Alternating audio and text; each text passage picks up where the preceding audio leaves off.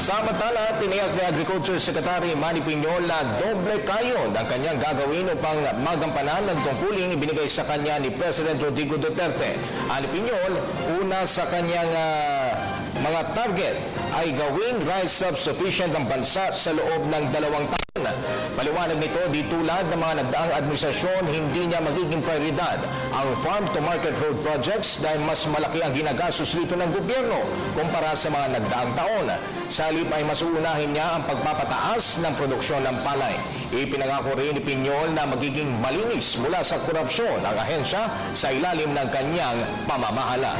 Dear friends, over the next 6 years, we will have to strive very, very hard to produce more food for our people.